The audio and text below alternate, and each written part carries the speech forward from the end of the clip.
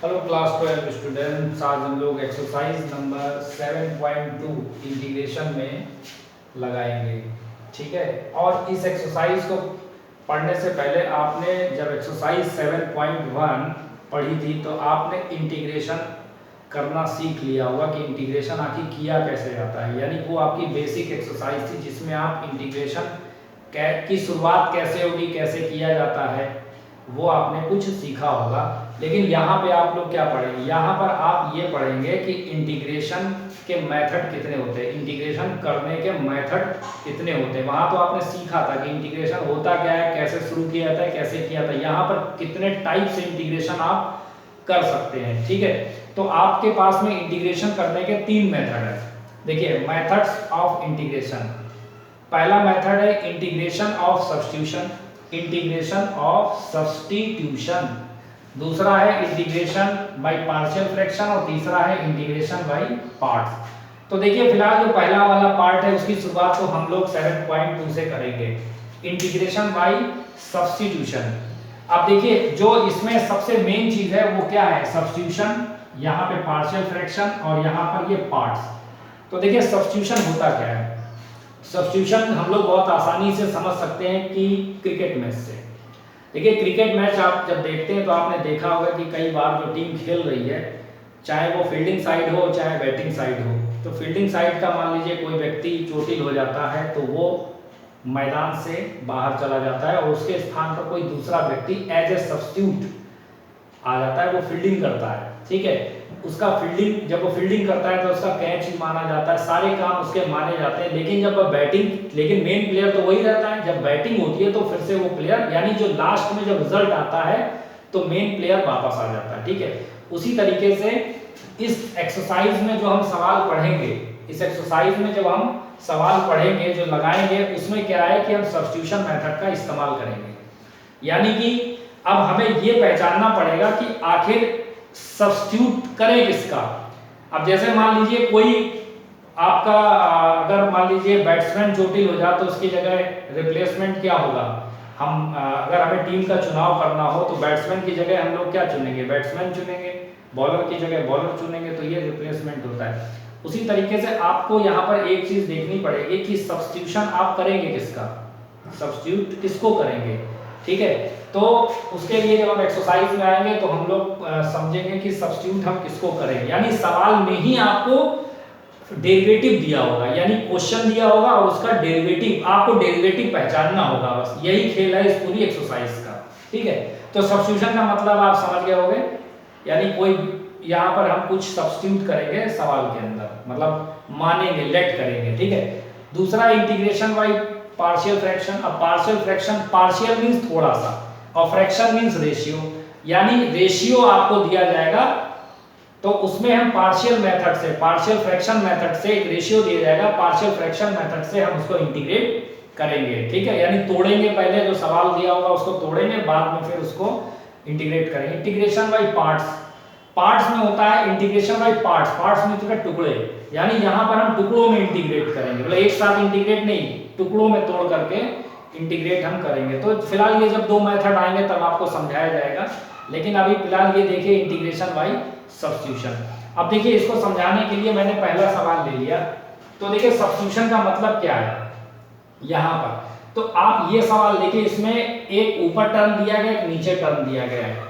तो आप एक चीज देखिए कि ये जो 1 + x² है, यानी जो x² है, अगर हम इसको dx का निकालें तो हमें क्या मिल जाएगा, क्या मिल जाएगा, 2x। यानी जो चीज ऊपर दी गई है वो हमको मिल रही है, ऊपर हमको जो ऊपर चीज दी गई है वो हमको मिल रही है। लेकिन अगर हम क्या 1 + x² का अगर डेरिवेटिव निकालें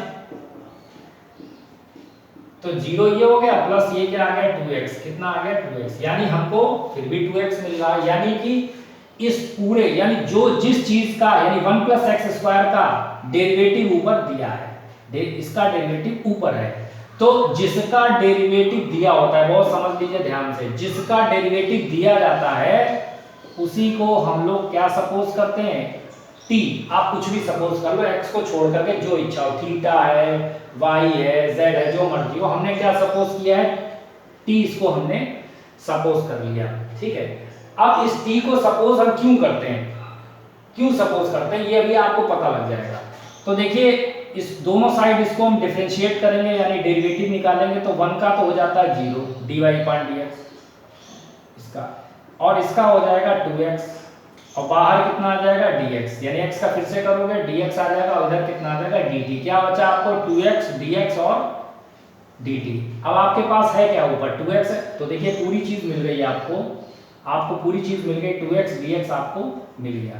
यानी अब ये जो सवाल है वो कुछ इस तरीके का हो जाएगा 2x dx की जगह dt, यानी आपको वेरिएबल पूरा चेंज करना है। अब x कहीं नहीं रह जाएगा सब dt में आ जाएगा, यानी dx किस में तब्दील हो गया dt में, और नीचे 1 + x² की जगह कितना आ गया t।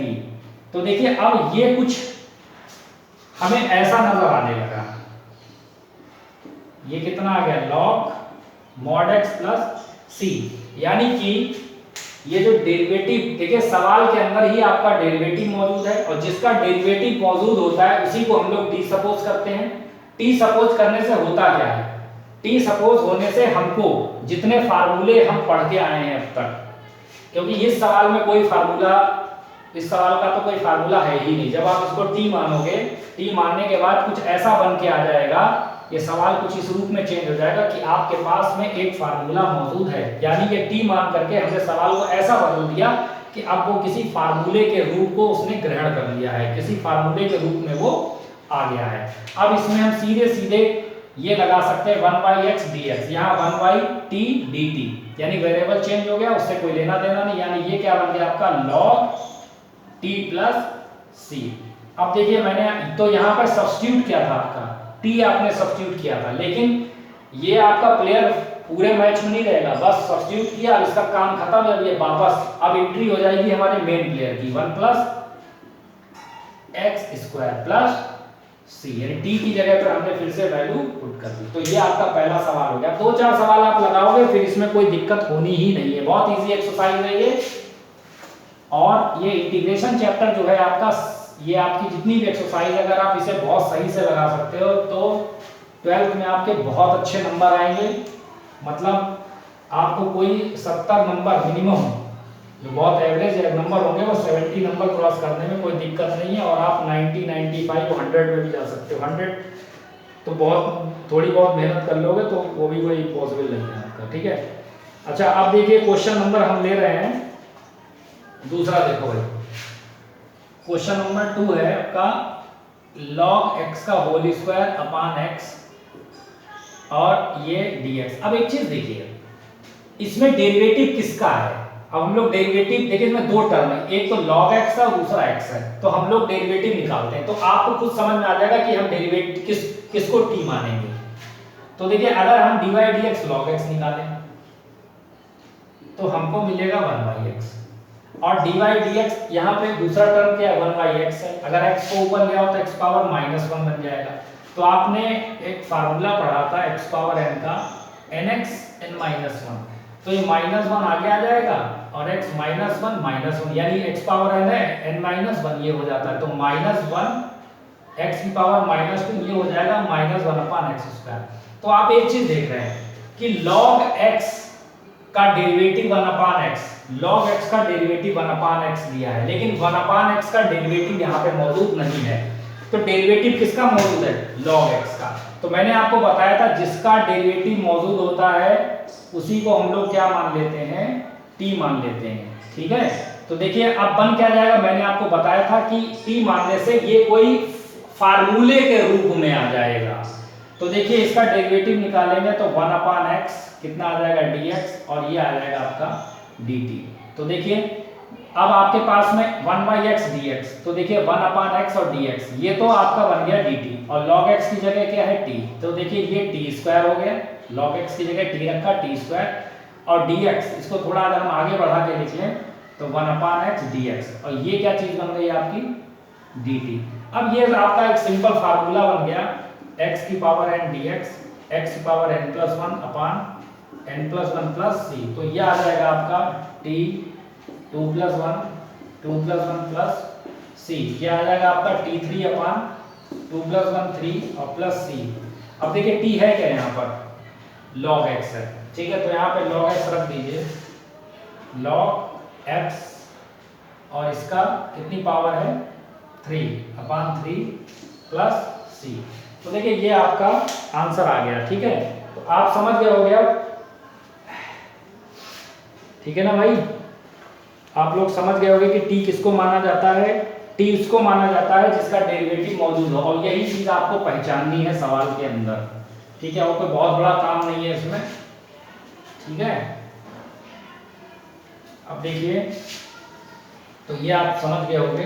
क्वेश्चन नंबर देखिए अब आप 3, क्वेश्चन नंबर 3 दिया गया है। अरे भाई मार्कर गिर गया।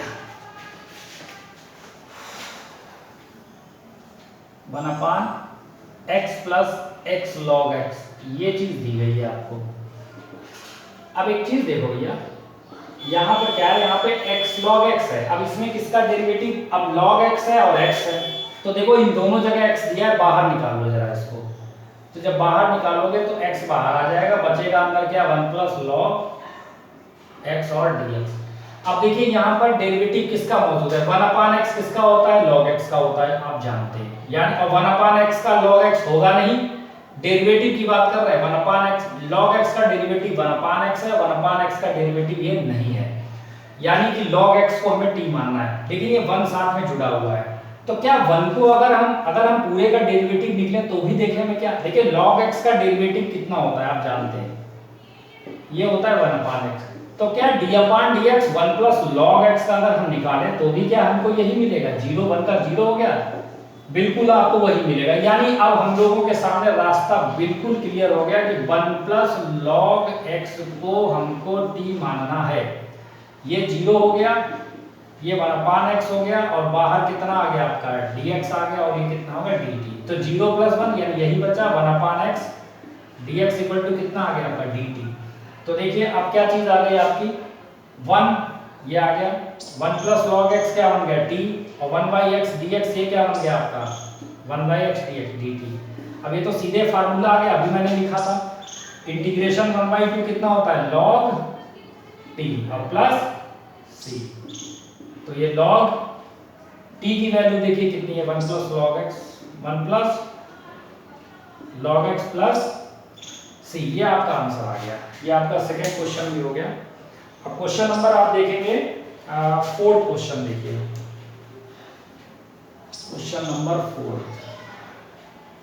ठीक है, जब भी बैठिए बुक लेके बैठिए ताकि आपको जो है सब समझ में आए, क्योंकि मैं बुक से ही पढ़ा रहा हूँ, एनसीईआरटी की बुक से, ठीक है। कि पहले एनसीईआरटी पढ़ानी, बाकी सारे काम बाद में। एक साइड बुक तक पढ़िए जब पहले बेसिक क्लियर करिए, क्योंकि साइड पढ़ने से कोई फायदा नहीं है। 70% नंबर से ऊपर तो यही दिलवा देगी आपको। क्वेश्चन नंबर 4 देखिए, कि मेथड तो वही है।